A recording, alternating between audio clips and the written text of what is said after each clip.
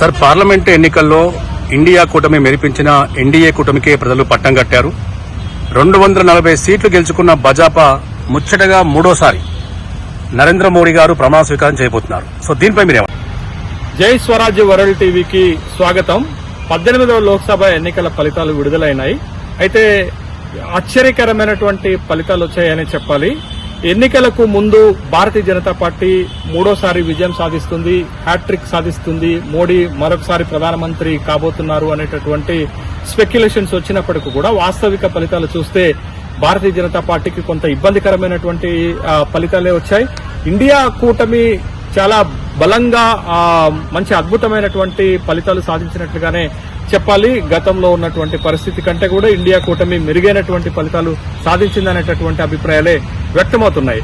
అయితే 293 స్థానాల్లో విజయం సాధించినటువంటి ఎన్డీఏ కూటమి ప్రభుత్వాన్ని ఏర్పాటు చేస్తున్నప్పటికీ కూడా 233 స్థానాలు సాధించినటువంటి ఇండియా కూటమి కూడా బలమైనటువంటి ప్రతిపక్షంగా లోక్సభలో ఆవిర్భవించబోతుందనేటటువంటి విషయాన్ని ఇక్కడ మనం గమనించాలి. అయితే ఈ ఫలితాలు కొంతమేరకు భారతీయ జనతా పార్టీకి వ్యతిరేకంగా వచ్చినట్లుగానే మనం భావించాలి. ఎందుకంటే 2019, 17 లోక్సభ ఎన్నికల్లో భారతీయ జనతా పార్టీ సొంతంగానే ఒంటరిగానే ప్రభుత్వాన్ని ఏర్పాటు చేసింది. 2014లో కూడా సొంతంగా ఒంటరిగానే ప్రభుత్వాన్ని ఏర్పాటు చేసింది. కానీ భారతీయ జనతా పార్టీ ఇప్పుడు మిత్రపక్షాలతోటి మద్దతుతోటే ప్రభుత్వాన్ని ఏర్పాటు చేసేటటువంటి స్థితిలోకి వచ్చింది. 2019 లోక్సభ ఎన్నికల్లో 303 లోక్సభ స్థానాలు సాధించినటువంటి భారతీయ జనతా పార్టీ ప్రస్తుతం వెలువడినటువంటి ఫలితాల్లో కేవలం 240 స్థానాలకు మాత్రమే పరిమితమై 63 స్థానాలని తగ్గిపోయినట్లుగా మనకి కనపడుతుంది. 240 స్థానాలతో ప్రభుత్వాన్ని ఏర్పాటు చేయాలంటే ఖచ్చితంగా మిత్రపక్షాల బలం కావాలి. మిత్రపక్షాల మద్దతుతో మాత్రమే మూడోసారి మోడీ ప్రభుత్వాన్ని ఏర్పాటు చేయగలుగుతారనేటటువంటి విషయాన్ని మనం గమనించాలి. అయితే ఎన్డీఏ కూటమిలో కీలక భాగస్వామ్య పక్షాలైనటువంటి టీడీపీ 16 లోక్సభ స్థానాల్లో విజయం సాధించింది. అదేవిధంగా జేడీయూ జనతాదళ్ నితీష్ కుమార్ ఆధ్వర్యంలో ఉన్నటువంటి జనతాదళ్ పార్టీ 12 లోక్సభ స్థానాల్లో విజయం సాధించింది. అదే బీహార్లో లోక్ జనశక్తి పార్టీ రామ్ విలాస్ పాస్వాన్ కి చెందినటువంటి చిరాగ్ పాస్వాన్ కూడా 5 లోక్సభ స్థానాల్లో గెలవడం జరిగింది. ఈ 3 పార్టీలు గెలిచినటువంటి 33 లోక్సభ స్థానాలు కలిసినప్పుడు మాత్రమే ఈ 3 పార్టీలు కూడా ఎన్డీఏ కూటమిలో భాగస్వామ్యంగా ఉన్నాయి. ఈ 3 పార్టీలు 33 లోక్సభ స్థానాల్లో విజయం సాధించారు. ఈ 33 లోక్సభ స్థానాలు కలిస్తే ఈ 3 పార్టీల మద్దతు గనక ఎన్డీఏకి ఇస్తున్నటువంటి సందర్భంలో ఎన్డీఏ 273 లోక్సభ స్థానాలకు చేరుకుంటుంది. అంటే బెంచ్ మార్క్ మెజార్టీ కావాల్సినటువంటి 272 స్థానాలని దాటి వస్తుంది. కాబట్టి ప్రభుత్వ ఏర్పాటులో తెలుగుదేశం పార్టీ, ప్రభుత్వ ఏర్పాటులో జనతాదళ్ యు, ప్రభుత్వ ఏర్పాటులో లోక్ జనశక్తి పాస్వాన్ పార్టీలు కీలకం కాబోతున్నాయనేటటువంటి విషయాన్ని గమనించాలి. అయితే గత 2 లోక్సభ ఎన్నికలలో ఒంటరిగా విజయం సాధించి ప్రభుత్వాన్ని ఏర్పాటు చేసినటువంటి భారతీయ జనతా పార్టీ ఎన్డీఏ కూటమి భాగస్వామ్య పక్షాలను చేర్చుకున్నప్పటికీ కూడా ఈసారి మూడోసారి జరిగినటువంటి ఈ ఎన్నికల్లో ఖచ్చితంగా భారతీయ జనతా పార్టీ మిత్రపక్షాల మద్దతుతో మాత్రమే ప్రభుత్వాన్ని ఏర్పాటు చేయబోతుందనేటటువంటి విషయాన్ని మనం గమనించాలి. అయితే గత 2 ఎన్నికల్లో భారీ మెజార్టీతోటి విజయం సాధించి తిరుగులేని విజయం సాధించినటువంటి మోడీకి లోక్సభలో పెద్దగా అపోజిషన్ లేకపోవడం ఒక విషయం. అయితే ఇప్పుడు 2014లో గానీ 2019లో గానీ కాంగ్రెస్ పార్టీ కనీసం ప్రతిపక్ష హోదాను కూడా సాధించలేకపోయింది. కానీ 18వ లోక్సభకు జరిగినటువంటి ఎన్నికల్లో మాత్రం కాంగ్రెస్ పార్టీ తన బలాన్ని 100 స్థానాలకు గణనీయంగా పెంచుకోవడంతో పాటు ప్రతిపక్ష హోదాను సాధించడంతో పాటు ఇండియా కూటమి మొత్తం 233 లోక్సభ స్థానాలను గెలిచి అపోజిషన్ బెంచ్ లో బలమైనటువంటి అపోజిషన్ రావటం వల్ల ఖచ్చితంగా ఇది కొన్ని వివాదాస్పదమైనటువంటి నిర్ణయాలు తీసుకోవడంలో మోడీ ప్రభుత్వానికి ఇబ్బందికరమైనటువంటి పరిస్థితులు వస్తాయి.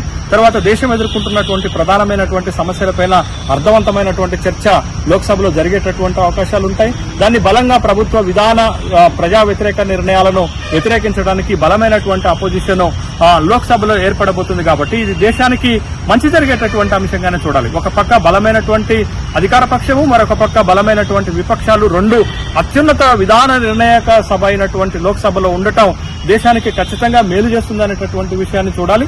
అయితే ఈ 18వ లోక్సభ ఎన్నికల ఫలితాలలో ప్రజలు కూడా మంచి తీర్పు ఇచ్చినట్లుగానే మనం భావించాలి. ఈ తీర్పు 2 బలమైనటువంటి పక్షాలు లోక్సభలో ఉండటము అది దేశానికి ఎంతో కొంత మేలు చేస్తుంది. ప్రజలు ఎదుర్కొంటున్నటువంటి సమస్యలు పరిష్కరించడానికి అది ఉపయోగపడుతుందనేటటువంటి అభిప్రాయాలు వ్యక్తమవుతున్నాయి. అయితే ముఖ్యంగా భారతీయ జనతా పార్టీకి సౌత్ ఇండియాలో కొంత బలం పెరిగినట్లుగానే మనం చూడాలి. నార్త్ ఇండియాలో బలం తగ్గింది, కానీ సౌత్ ఇండియాలో కొంత బలం పెరిగినట్లుగానే చూడాలి. సౌత్ ఇండియాలో గతంలో గెలిచినటువంటి 29 లోక్సభ స్థానాలు, ఇప్పుడు కూడా 29 లోక్సభ స్థానాలు భారతీయ జనతా పార్టీ గెలిచింది. కానీ తన మిత్రపక్షాలు కూడా అటు కర్ణాటకలో జేడీఎస్, ఇటు ఆంధ్రప్రదేశ్ లో తెలుగుదేశము, జనసేన పార్టీలు మిత్రపక్షాలు 20 స్థానాలు గెలిచాయి. భారతీయ జనతా పార్టీ సొంతంగా గెలిచినటువంటి 29 స్థానాలు, మిత్రపక్షాలు గెలిచినటువంటి 20 స్థానాలతో కలిపి సౌత్ ఇండియాలో ఎన్డీఏ బలము 49కి చేరటం వల్ల సౌత్ ఇండియా ఇచ్చినటువంటి బలంతో ఇవాళ ఎన్డీఏ మరొకసారి కేంద్రంలో ప్రభుత్వాన్ని ఏర్పాటు చేయబోతుంది. ఉత్తర భారతదేశంలో ఆ విధంగా భారతీయ జనతా పార్టీకి బలం పెద్ద ఎత్తున తగ్గినప్పటికీ కూడా సౌత్ ఇండియా ఈసారి మద్దతు ఇవ్వటం వల్ల సౌత్ ఇండియాలో ఎన్డీఏ బీజేపీ బలం పెరగటంతో ఎన్డీఏ కూటమి మరొకసారి కేంద్రంలో విజయ తీరాలకు చేరింది, కేంద్రంలో అధికారాన్ని ఏర్పాటు చేస్తుంది అనేటటువంటి విషయాన్ని గమనించాలి. అయితే భారతీయ జనతా పార్టీకి చేసేటటువంటి విజ్ఞప్తి ఏంటి అనంటే, ఇవాళ తెలంగాణలో భారతీయ జనతా పార్టీ బలం పెరిగింది, ఆంధ్రప్రదేశ్ లో గణనీయమైనటువంటి బలాన్ని సాధించింది. ఈ రెండు రాష్ట్రాలకి విభజన చట్టంలో పొందుపరిచినటువంటి హామీలను ఖచ్చితంగా భారతీయ జనతా పార్టీ నెరవేర్చవలసినటువంటి బాధ్యత ఉంది. ఈ రెండు రాష్ట్రాల్లో వచ్చినటువంటి లోక్సభ స్థానాలతోటి ఇవాళ భారతీయ జనతా పార్టీ ఎన్డీఏ కూటమి కేంద్రంలో అధికారంలోకి వస్తుంది. కాబట్టి ఈ రెండు రాష్ట్రాల అవసరాలను తీర్చడంతో పాటు, ఈ రెండు రాష్ట్రాల అభివృద్ధికి పెద్ద ఎత్తున నిధులు కేటాయించడంతో పాటు విభజన చట్టంలో పొందుపరిచినటువంటి హామీలను నెరవేర్చవలసినటువంటి బాధ్యత ఎన్డీఏ కూటమి పైన ఉంది. ఆ విధమైనటువంటి ఒత్తిడి తెలుగుదేశం, జనసేన, భారతీయ జనతా పార్టీ నుండి గెలిచినటువంటి తెలంగాణ లోక్సభ సభ్యులు కూడా ఒత్తిడి చేయాలని డిమాండ్ చేస్తున్నాం.